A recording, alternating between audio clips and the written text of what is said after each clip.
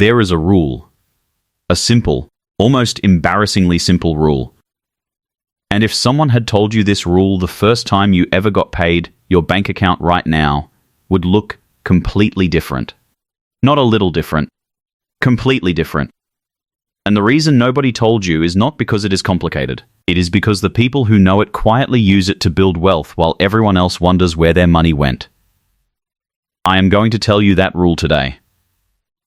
But first I need to show you what happens to the people who never learn it. Her name is Sarah. 26 years old. She works hard. She is not irresponsible. She does not blow money on things she cannot afford. She just lives her life, pays her rent, buys her groceries, fills her gas tank, goes out occasionally with friends. Normal stuff. Reasonable stuff. And at the end of every single month, she looks at her bank account and feels a quiet panic that she cannot quite explain. Because somehow, despite earning decent money, she is always almost out of it. Sarah is not broken. Sarah is not bad with money. Sarah just never learned the rule. And here is the scary part: neither did most people sitting in professional offices, running small businesses, or teaching in classrooms right now. Because this rule is not in school. It is not on your pay stub. And the financial industry has absolutely no interest in telling you about it. So what is it? It is called the 50-30-20 rule. And before you click away thinking you have heard this before, stay with me. Because what I am about to show you is not the version you read in a basic finance article. The version nobody talks about is the version that actually works. The version that has a built-in escape hatch for real life. And the version that explains why most people who try the 50-30-20 rule quit within 3 weeks. Here is the basic framework first. 50% of your take-home income goes to needs. 30% goes to wants. 20% goes to savings and investing. That is it.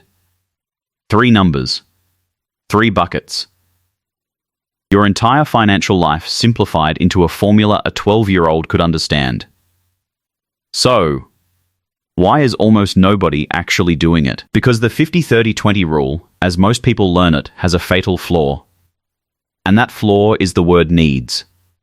Most people sit down to try this rule and immediately hit a wall. They put rent in the needs column.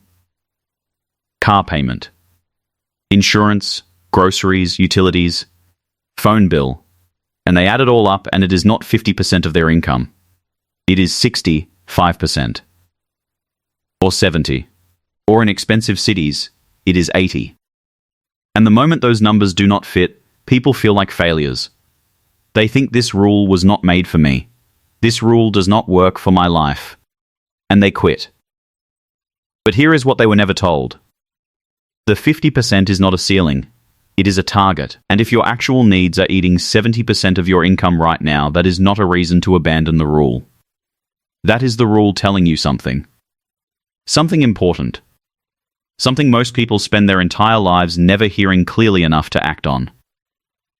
The rule is trying to tell you that you have a cost of living problem, and the only permanent solution to a cost of living problem is not a budget spreadsheet. It is either reducing your fixed costs housing, transportation, subscriptions, or increasing your income. And until one of those 2 things happens, shuffling numbers around a budget app will never feel like enough. Because it is not enough.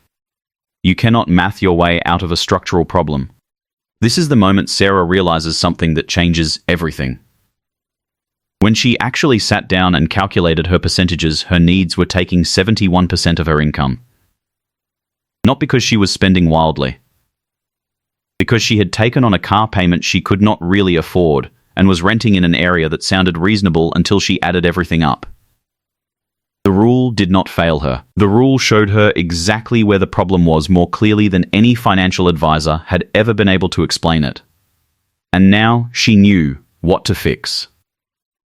But here is the part of the 50-30-20 rule that almost nobody talks about, and this is the piece that I think is actually the most powerful. It is the 30%, the wants, because most finance content treats this 30% like a guilty pleasure, like it is the irresponsible part of the budget that you grudgingly allow yourself. Some articles even suggest cutting it down as much as possible to save faster. That advice is wrong. And the data backs this up. Studies on long-term financial behavior show consistently that people who give themselves zero room for enjoyment in a budget abandon that budget within weeks, not months. Weeks, the 30% is not the enemy of your savings. It is the reason your savings survive. It is the psychological buffer that makes the whole system sustainable. Take it away, and you are not building a budget, you are building a punishment. And nobody sticks to a punishment forever. So the rule is not telling you to suffer. It is telling you to be intentional. Spend on what actually brings you joy, and stop spending on what you only bought out of habit, boredom, or social pressure. Now let us talk about the 20%, because this is where the magic is. And this is also where most people, even the ones who understand the rule, make one critical mistake. They save the 20% last. They pay rent. They buy groceries. They fill up the tank. They go out to dinner. And whatever is left, they call it savings. Some months that is $300. Some months it is $40. And some months it is nothing, because life happened, and the number just disappeared. Here is the fix. And it is so simple it almost sounds too easy to work. You move the 20% first. Before any other transaction happens. Before rent. Before groceries. Before anything. The moment your paycheck hits your account, 20% moves automatically, immediately into a separate account that you do not look at regularly. You pay yourself before you pay the world. This single behavioral change, paying yourself first instead of last, is the most documented, most consistently effective money habit that exists. And it works not because you are more disciplined. It works because you remove discipline from the equation entirely. You never see the money. You never decide whether to save it this month. It is just gone. Into your future. Automatically, now I want to tell you what happened to Sarah 6 months after she discovered this. She renegotiated her car situation, switched to a cheaper vehicle, dropped her monthly payment by $200.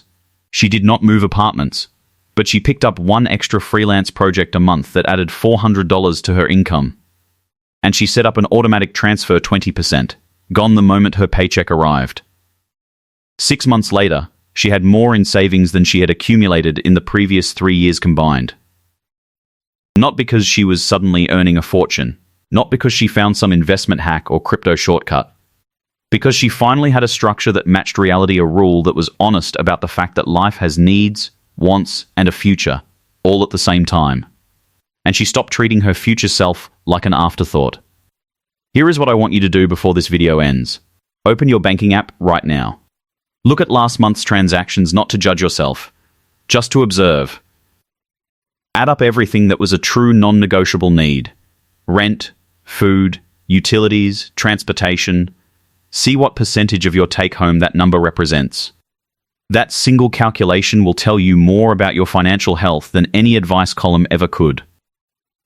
If your needs are above 60%, you now know the problem, and you know the direction. If your needs are below 50%, you have breathing room you may not even realize you have. And if you are looking at that number right now, and feeling something a little uncomfortable, a little seen, that is the rule working. That is information. And information is the beginning of change. On Smart 20s, this is what we do. We take the financial rules that actually change lives, and we strip away everything that makes them feel complicated, overwhelming, or out of reach. Because the truth is, building real financial stability in your 20s and 30s is not about being perfect. It is about having the right framework, applied consistently, over time. Next video, I am showing you the exact system for that automatic 20%. Where to put it, what accounts to open, how to make it grow without touching it, and what the difference looks like between someone who starts at 25 versus someone who starts at 35. The numbers will genuinely surprise you. Subscribe so you do not miss it. Hit the bell, it takes 2 seconds, and it might be worth thousands of dollars to you over time. And drop a comment right now. What percentage do you think your needs are taking? Just give me a number. I read every single one. I will see you in the next one.